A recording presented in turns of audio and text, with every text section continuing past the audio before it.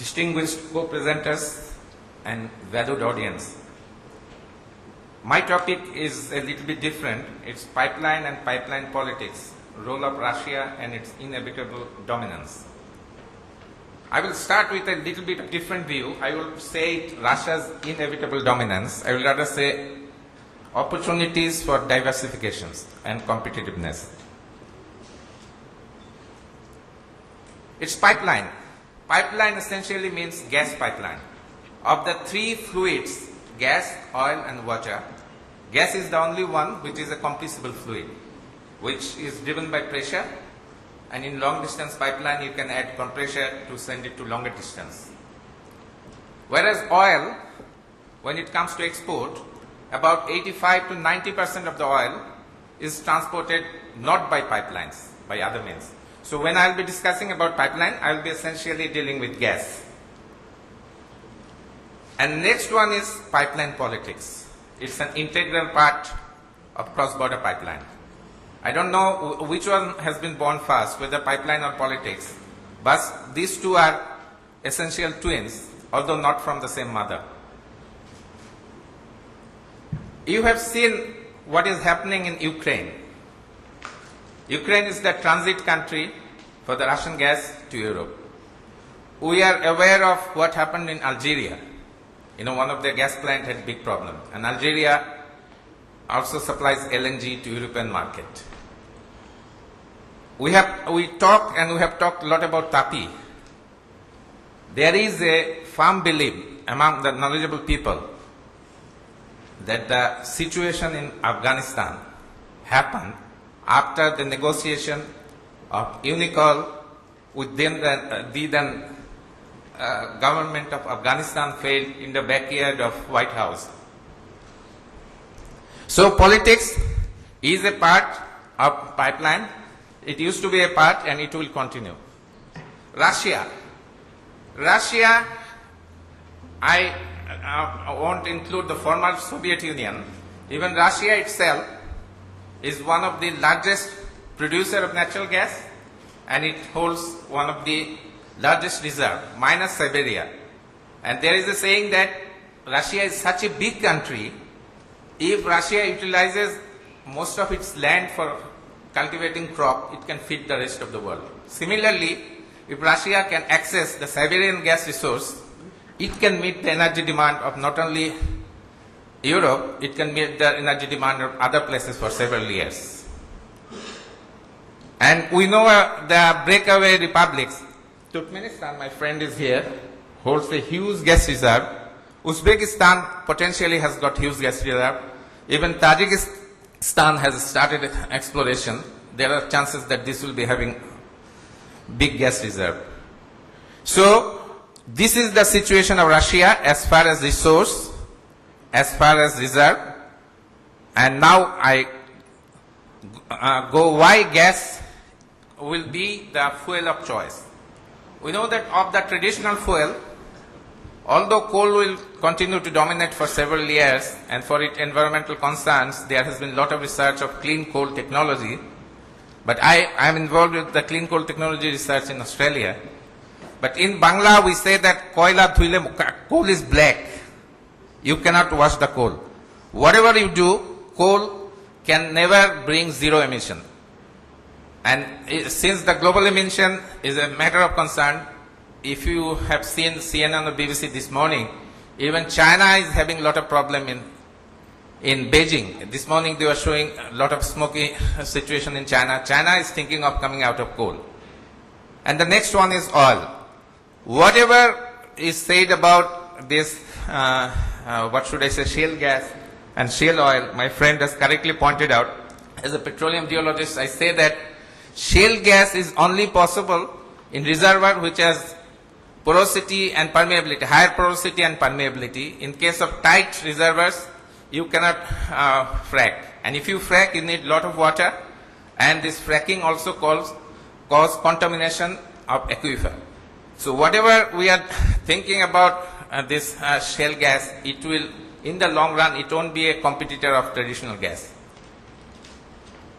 So global environmental concerns are increasingly making natural gas the preferred primary fuel for energy security. And for the gas pipeline, for the gas to reach to long destination, pipeline is the best option because LNG is costly and LNG, convert gas to LNG is expensive. Carrying LNG from the source to the destination is expensive, and then regasification is expensive as well. So whether the gas is natural, normal gas or shale gas, for making it, converting it to LNG and transporting to longer distance will be very expensive. And in pipeline construction, as I told you, geopolitics will play a major factor. Now, I told that I'll be talking about Russia. It's not that former Soviet Union. And Russia, for its unique geographical location, will always be in a better position to dominate most of the gas supply to Europe. Europe is largely dependent on pipeline import of gas. Most of the European countries have little reserve of their own. I know that Norway used to have good reserve. Netherlands used to have good reserve, but these fields are depleting. Their resources are depleting. And North Sea gas is almost depleting. Gas to Europe mostly come from Russia and Norway through pipelines, and also from Algeria as LNG. In the diversification initiatives, Europe is looking for resources from North Africa, Mozambique and other places, Central Asia, Turkmenistan and Caucasus region. And I will tell you the competitiveness of each source. Europe has the following major challenges in addressing the future energy needs. Rapidly rising global demand in all over the place, India, China, the demand is increasing, and competition for energy resources from emerging countries like China and India, as I told you. Persistent instability in the major energy producing region in the Middle East. Look at Egypt. My friend has told that in the Middle East, one of the reasons is Shia-Sunni conflict. This is one of the reasons, but the main reason is energy. Egypt produced the sweetest of oil, which is used in the aviation industry. Most of the European airliners, major airliners use Egyptian crude. Then what is happening in Syria? Syria is the second largest gas producer other than Iraq in that region. So, not only the ethnic conflict, energy has driven this conflict in that area and this politics. A fragmented internal European market and growing need to shift fuels for addressing climate change policy. As we are coming out from coal, we are coming out gradually, you know, the oil, the peak, many people say that peak oil we have reached or we will be reaching it in a few years. So gas will continue to be more and more in the focus, and in the next century gas will be the preferred fuel for energy generation.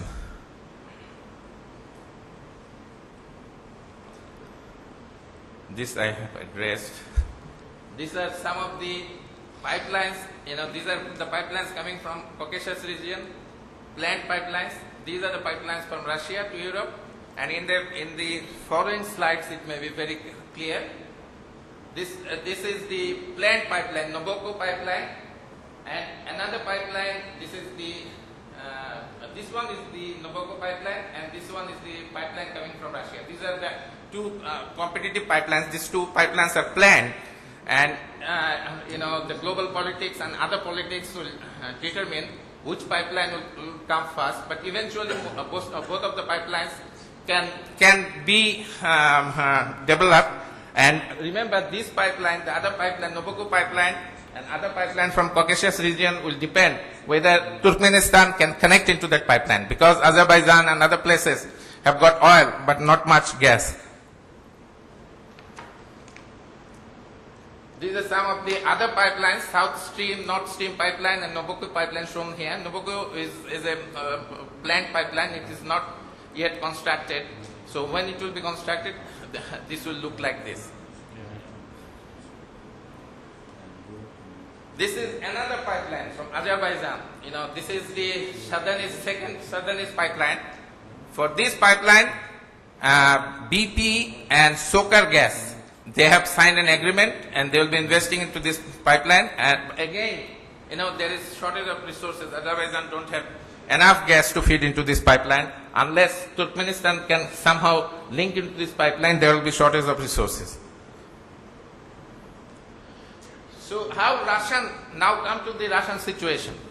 This is the major pipeline. I cannot pronounce it properly. This is the main gas export pipeline to Europe, and Russia now has got 12 export pipelines. 3 of these pipelines export directly to Finland, Estonia and Latvia. 4 pipelines through Belarus export to Lithuania and Poland, and 5 pipelines through Ukraine export to Slovakia, Romania and Poland. Now you see why there is this present uneasiness in Ukraine.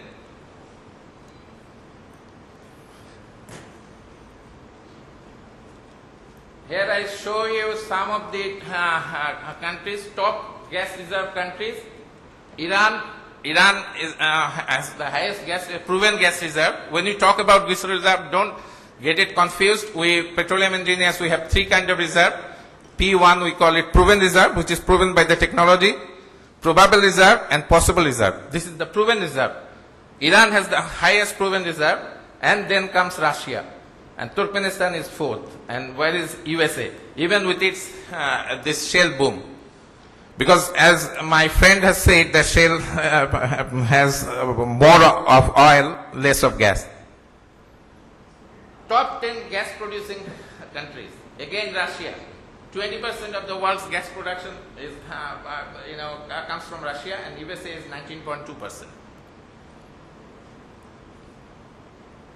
This is the section of Trans-Siberian pipeline, the major pipeline. These are again some of the pipelines which bring the Russian gas. This northeastern corridor from Russia, this supplies gas to Europe. Northwestern corridor brings from Norway. From the Norwegian fields, these come to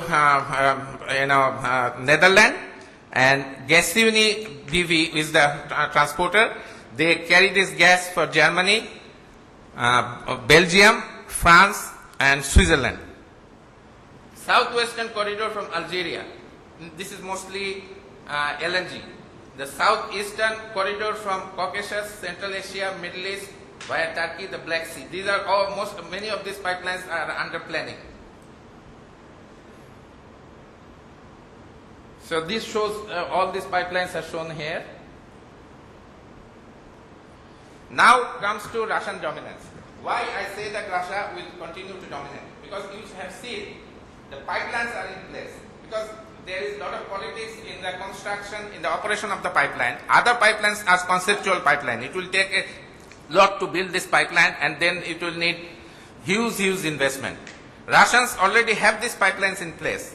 And Russians, okay, the Russian gas price is a little bit higher now, but Russians can always afford to review their gas price, and there are scope in the contract to review this gas price. The Russian state-owned company, Gazprom is the company which on behalf of the Russian government, they operate and they build these facilities. Gazprom also controls large number of subsidiaries, including key infrastructure assets in Europe. They own some, and they have major stakeholder in some other facilities. The liberalization of European gas market has driven Gazprom's established gas subsidiaries in nearly all its export markets, and also gained direct access to industries. And Gazprom is very much into the downstream. They are buying assets into downstream industries. So from the gas fields to midstream and downstream, they are over the entire gas value chain. Russia is involved. Gazprom has established sales subsidiaries in nearly all its export markets, and also gained direct access to industrial and power sectors in Western Europe and Central Europe. And they have established joint venture with many of them. Now you see how the Russia control the gas supply. These are the European countries. Estonia, 100% Gazprom come from Russia. Finland, and you see from 100% and down to France to 14%. Germany to 36%. And if the new pipeline is built from Russia to Germany, this percentage will go higher.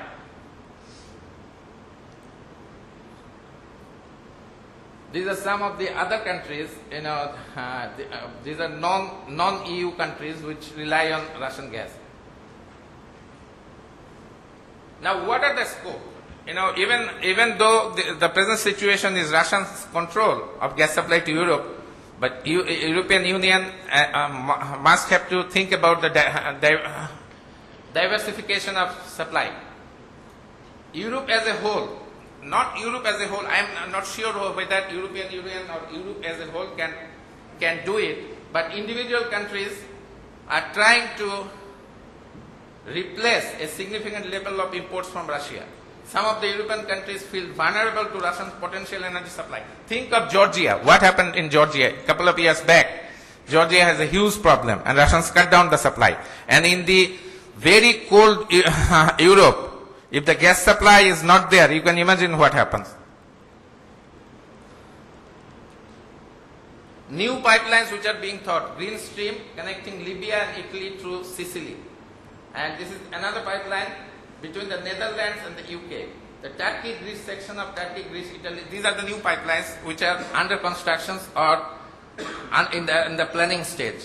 And this slide will show you, I'm not discussing this again, all in details, Med gas, Nord Stream, these are the new pipelines, these will be coming.